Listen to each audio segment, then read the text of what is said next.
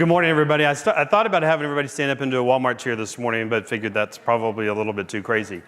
Walmart obviously been around for about 55 years now. Would it surprise you to know that Kmart and Target started the exact same year? And we see where Kmart is today. Target has kind of announced that they're backing out of some of the grocery. They're not expanding anymore, so really Walmart is kind of dominating. Some foundational beliefs that Walmart has on which the company was founded. When I was there, and I spent almost 15 years at Walmart, and used to teach culture in stores when we opened up store planning or opened up new stores, there are really three basic beliefs. Respect for the individual, which they still follow these today, customer service, and then to strive for excellence. That's why you see Walmart always having, well, every report at Walmart is an exception report. What's wrong? How do we fix it? They have correction of errors, COEs, and oftentimes you will have those, like when I did candy for a while, we had our COE meeting in October, November to fix Christmas for the next year. So they're really evaluating things a long ways out. Modulars and line reviews are typically done about a year out, but they're always looking at how do you get better? Having walked stores with David Glass and Lee Scott, it's all about flow. Does the flow work? How do we improve traffic flow to get consumers to buy more? So they're constantly reevaluating. You're seeing that now as they continue to reevaluate their stores.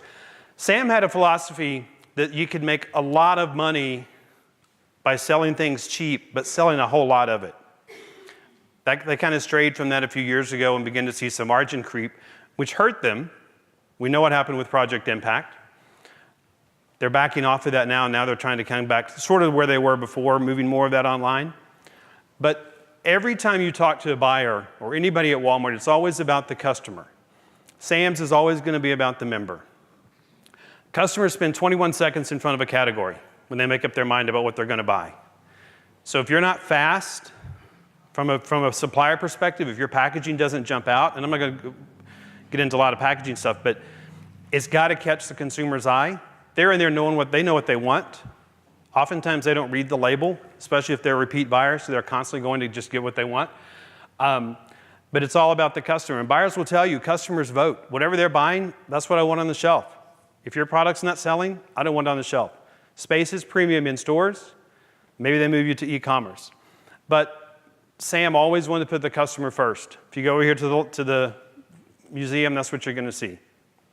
And their philosophy, it started way back with Sam, save money, live better. So looking back at retailing, and I work for a company that's over 100 years old, but if you look back at how retailing was, manufacturers really controlled the market. They told retailers what they could sell and at what price they would charge. Walmart sort of changed that. In fact, would it surprise you that there are still companies today that control that every bit as much? Ray-Ban will not sell to Walmart. They'll sell to Sam's, but not to Walmart. And that's one of many of the companies that are out there that are protecting their brand image, still doing what they did back in the 70s and before. Walmart really began to change that in the 80s. Kind of taking that control away, saying, I'll stock what I want to stock, and I'll charge the retail. In fact, today, if you try to tell a buyer, here's what you need to sell this for, they'll remind you really quick, I set retails, not you. I know the margin I need to make. You come in, give me your best cost, and I'll take it from there. Doesn't mean I'm not going to nickel and dime you on the back end with the 1% warehouse charges and all the other charges they've added in there. You have to know that going in. So you saw that begin to change in the 80s, where the retailers began to kind of take control and saying, you tell me what you have, I'll decide what I'm going to buy, and I'll decide at what price I'm going to charge the customer, because I know what's going to work best for my customer. Now you get into the 90s and something really changed. And Kathy touched on it a little bit. The consumer is now taking control. Like Walmart and retailers took control in the 80s, now you have the consumer taking charge. Because Amazon, like them or hate them, and they're obviously a big foe for Walmart, but they have created complete price transparency. I was looking for something. We're doing some remodel in our house. I was looking for something that I needed it today. Called several companies here. They wanted $185 for it, plus $30 to get it here in 3 days.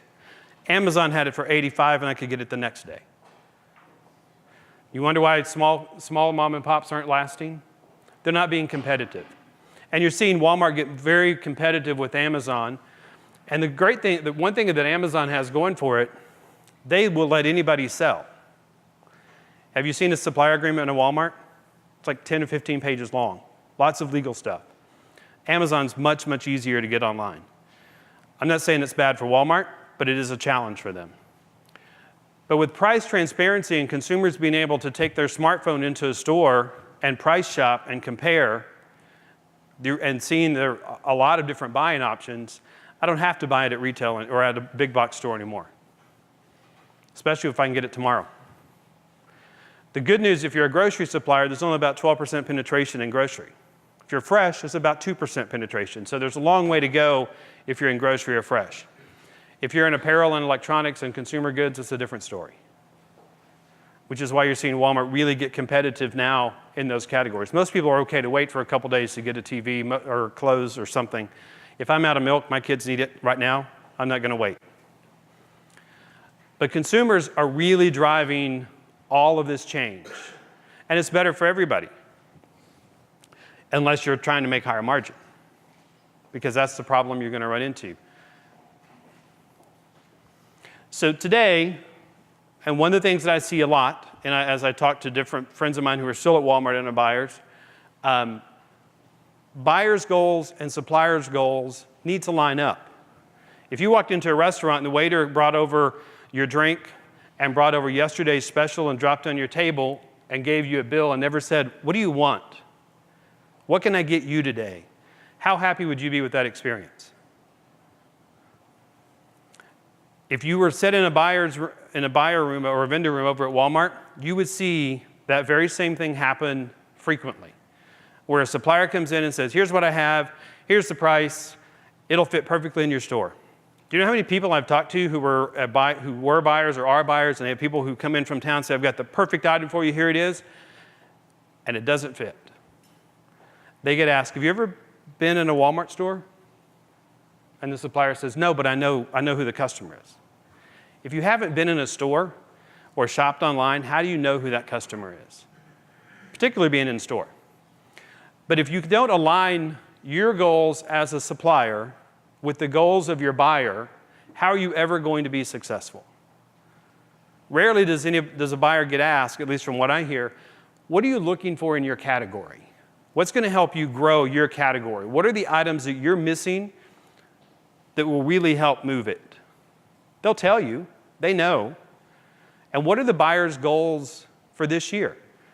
Buyers have their evaluation every March and April.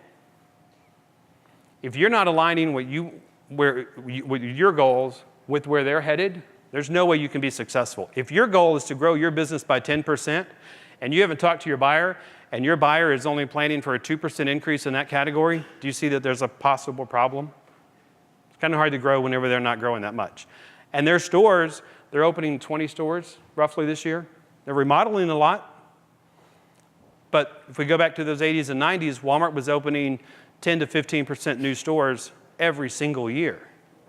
Those days are gone. Now the focus is going to be on e-commerce. So they have their challenges, but it gets more challenging for you as a supplier if you haven't sat down with the buyer and had that conversation about where are you going with the category and how do I help you grow that category. Buyers are evaluated on 3 things: sales, inventory, and the profit. The great thing about e-commerce, I have no inventory if I'm a buyer, or I have very little. Typical order to a fulfillment center is 1 or 2 cases. Consider that to the brick and mortar where you're doing 2 cases just to fill the shelf on the initial load. And obviously there's more traffic in the store and they're buying it and taking it home. But e-commerce, and I have a friend who does e-commerce for a furniture company, they forecast to sell. So they hang on to it and they drop ship it out. The buyer never has inventory, but the buyer takes their margin because it's transactional through the website. So the inventory is going to be getting tighter and tighter. I mean, that's the thing that my buyer tells me all the time. It's all about space. I only have 4-foot section, maybe an 8, maybe 12, depending on the size of the store.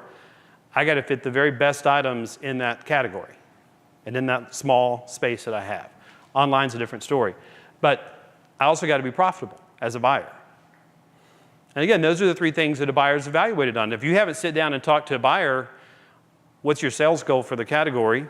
What's your maintained margin expectation? Because their whole category has a margin that they need to hit. Are you above that or below that? Are you helping them or are you hurting them?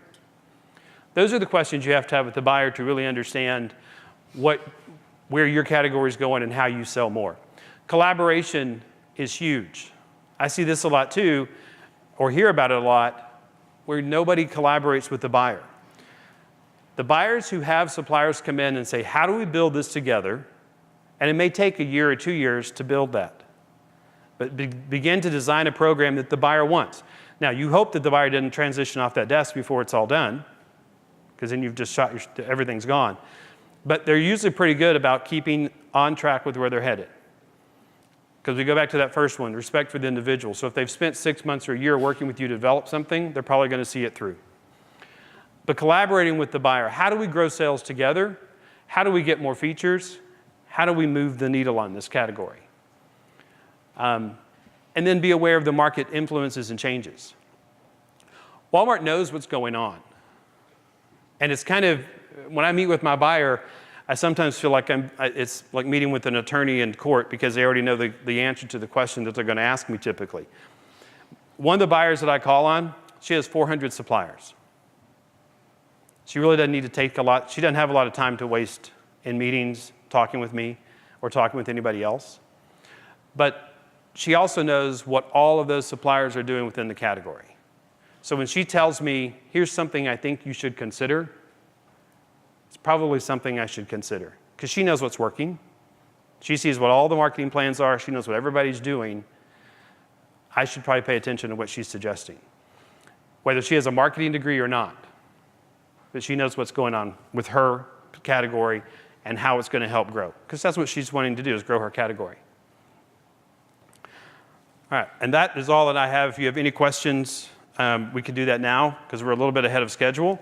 Happy to talk with you about it. I do have to run out of here for another meeting, but happy to entertain any questions that someone may have.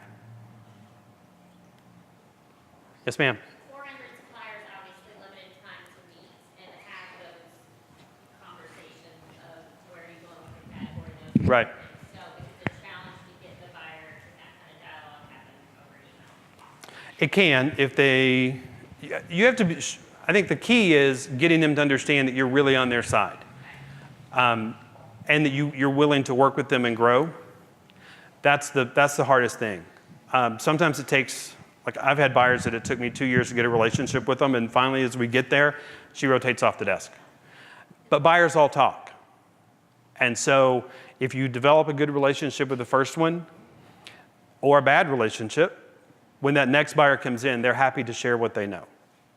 So if you have been collaborating with them, then it's going to be passed on. But it is a challenge to get to have those conversations. I mean, I'm lucky because I have quarterly or at least meetings every 6 months that are 2-hour meetings with the buyer, and that helps. But when you have a line review and you've got that 30 minutes with them, we all know that they're 10 minutes late or at least 5 minutes late and they want to leave 5 minutes early, so now you're down to 20 minutes, so you've got to get to it quickly. But asking those questions, where do you see the category going this next year? And show them that you're trying to align your goals with theirs, and ask them what their goals are. I mean, that's always a good place to start, and especially March and April, sending them a note saying, what are your goals for the category for this next year, regardless when your line review is, because that's when their evaluations are, so they just got those.